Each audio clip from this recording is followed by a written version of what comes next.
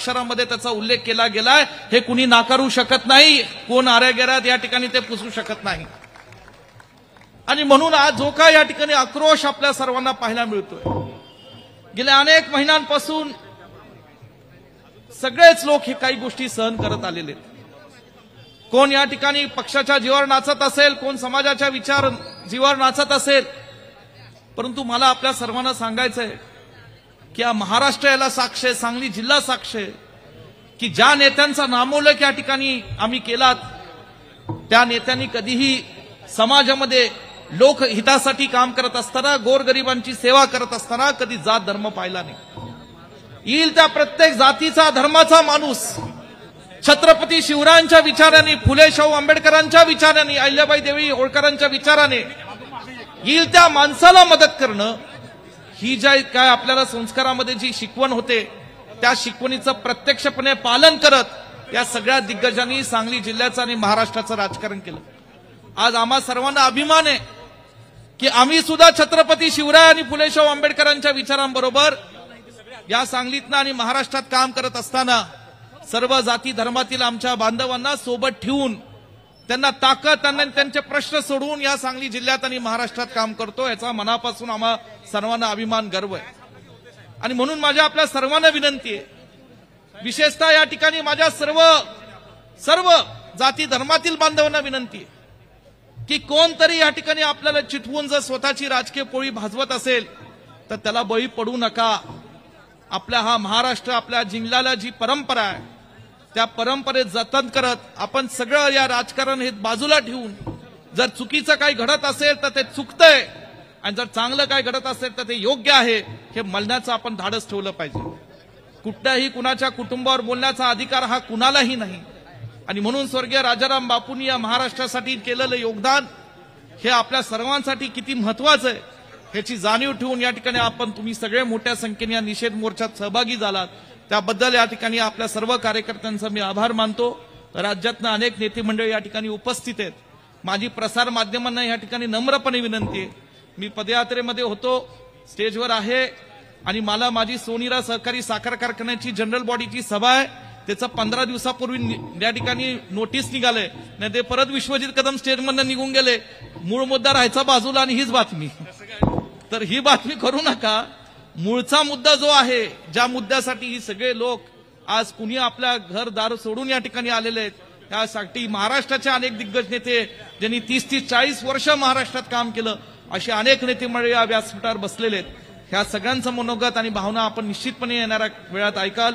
आपण सगळ्यांनी मला फक्त जाण्याची परवानगी द्यावी, कारण माझी सहकारी संस्थेची जनरल बॉडी असल्यामुळे तिथं उशिरा जाणं योग्य नाही. म्हणून मी दिग्गज सगळ्या महाराष्ट्रातनं आलेल्या आमच्या सगळे आदरणीय शशिकांत शिंदे साहेब, आज राष्ट्रवादीचे प्रांताध्यक्ष, त्यांची मनापासून दिलगिरी व्यक्त करतो. आव्हाड साहेब आहेत, लंके साहेब आहेत, खोले साहेब आहेत. तुम्ही आमच्या जिल्ह्यात आला असताना आम्ही तुमचं सगळं खरं हे करायला पाहिजे, परंतु मी आपल्या सगळ्यांची मनापासून दिलगिरी व्यक्त करतो आणि रजा घेतो. जय हिंद, जय महाराष्ट्र. धन्यवाद. मंचावर उपस्थित असलेले सर्व मान्यवर, या ठिकाणी आपल्या जिल्ह्यात घडलेल्या एका घटनेच्या निषेधार्थ उत्स्फूर्तपणे या ठिकाणी उपस्थित असलेले सर्व बंधू भगिनी मित्र, जवळजवळ 12च्या आसपास लोकशाही अण्णाभाऊ साठेंच्या पुतळ्याजवळ आपण जमलो. तिथून सुरुवात केली. जवळजवळ 1.5-2 तासाची पदयात्रा करून ह्या ठिकाणी सभेला सुरुवात केली. आताच आव्हाड साहेबांनी सांगितलं, जवळजवळ 3-4 तास सभा चालली आहे तरी लोक अजून आलेनात. मला मधल्या थोड्या वेळेत आमच्या कारखान्याची जनरल बॉडीची सभा होती, त्या ठिकाणी जावं लागलं. आणि त्यामुळे कुणाच्या मनात असा विचार असेल की विशाल पाटील कुठे गेले तर ती शंका नसेल. मी ह्या ठिकाणी आलेलो आहे त्याचं कारण मी कुणासाठी आलो, मी राजाराम बापूंकडे बघून आलो, मी कुसुमताईंकडे बघून आलो. पण तुम्हाला इतिहास माहिती आहे, तुम्हाला संघर्ष माहिती आहे. ह्या जिल्ह्याने राजकीय संघर्ष खूप बघितलेले आहे. वसंतदादांचा आणि राजाराम बापूचा कदाचित नवीन पिढीला जुना इतिहास माहित नसेल, पण कधीतरी त्या विधानसभेच्या प्रोसिडिंग जर वाचल्या, डिबेट्स जी चर्चासत्र झाले, त्याचे जर तुम्हाला लेख मिळाले तर वाचावेत. वैचारिक एवढा मोठा मतभेद होता. आज राजाराम बापू जाऊन 40-50 वर्ष झाले, वसंतदादा जाऊन 40 वर्ष होत आहे. अजूनही कदाचित तो वैचारिक वाद आहे. तिसरी पिढी आली तरी आम्ही लढतोय, आमच्यात संघर्ष आहे, आम्ही नाकारणार नाही. या ठिकाणी तुम्ही जयंत पाटील साहेबांच्या प्रेमासाठी आलेला आहे. मंचावर बसलेले भरपूर लोक जयंत पाटील साहेबांच्या प्रेमासाठी आलेले आहेत. तुमच्या मनात जे साहेबांबद्दल प्रेम आहे ते कदाचित माझ्या मनात नसेल. आम्ही संघर्ष पाहिलेला आहे. राजाराम बापू आणि वसंतदादांची गोष्ट दिलीप तात्याने या ठिकाणी सांगितली. पण बापूंच्या निधनानंतर वसंतदादांनी सांगितलं की बापू गेले, वाद संपला. वैचारिक वाद होता तो संपला. आम्ही सुद्धा संपवायचा प्रयत्न करतो. कदाचित राजकीय वैचारिक वाद आमचा चालू राहील, पण ज्या वेळेला आमचा राजकीय शत्रू म्हणून आम्ही जयंत पाटील साहेबांकडे बघतो, काही खोटं नाही, पण आपल्या शत्रूबद्दल सुद्धा, आपल्या शत्रूच्या मातेबद्दल सुद्धा असं ऐकून घेण्या एवढं आमच्यावर वाईट संस्कार झालेले नाहीत. म्हणून पहिला निषेध मी केला आणि मी सांगितलं हा कोण व्यक्ती आहे, हे जी नेमकी वैचारिक मूळ काय आहेत. 19ची लोकसभा माझ्या विरोधात लढली. कुणीतरी म्हणते, चर्चा करते, माझ्याहून कमीच मतं पडली. त्यावेळी ते बाळासाहेब आंबेडकरांकडे गेले, वंचित आघाडीकडे, आणि बाळासाहेब आंबेडकरांच्या मंचावरनं बोलत असताना एवढं पुरोगामी भाषण दिलं साहेब, एवढं पुरोगामी भाषण दिलं साहेब, आव्हाड साहेब तुम्ही लाजाल, एवढं पुरोगामी भाषण त्या ठिकाणी केलं मतं मागण्यासाठी. किती वैचारिक भाषण केलं. शाहू फुले, आंबेडकर, अहिल्यादेवी होळकर सगळ्यांची नावं घेतली, अजूनही घेतात. आणि ह्या ठिकाणी आमदार झाल्यावर ह्याच ठिकाणी सभा झाली, लई लांब नाही, ह्याच ठिकाणी सभा झाली.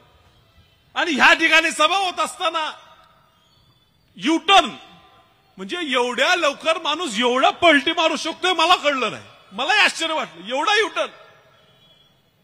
पण त्याची भाषणं झाली, त्या भाषणात त्यांनी बोलावं, माझ्यावर बोलावं, किती बोलावं, जयंत पाटील साहेबांना बोलावं, आम्ही एकामेकावर बोलू, तुम्हाला आमच्याबद्दल काय बोलायचं आहे ते बोला.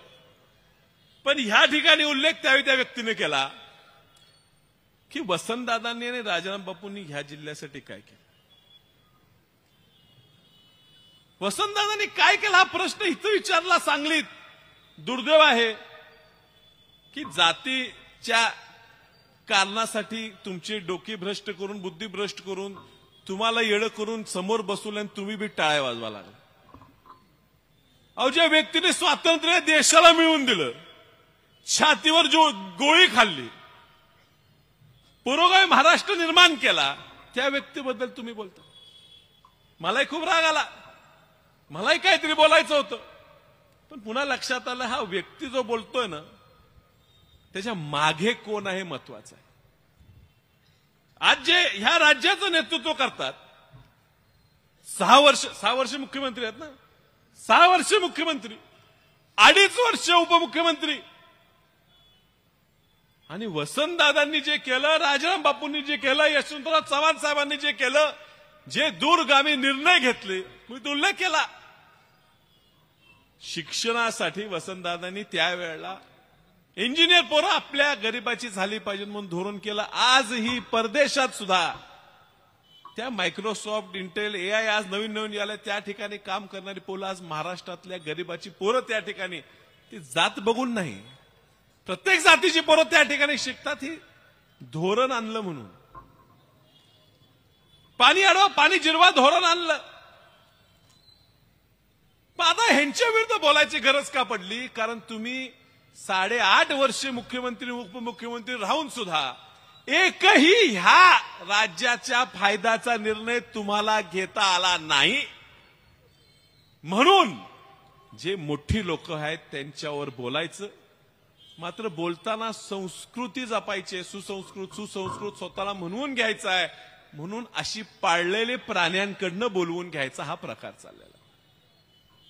साहेब, मला कोणतरी परवा सांगितलं, सुसंस्कृत व्यक्ती आणि सुसंस्कृत नेता यात फरक असतो.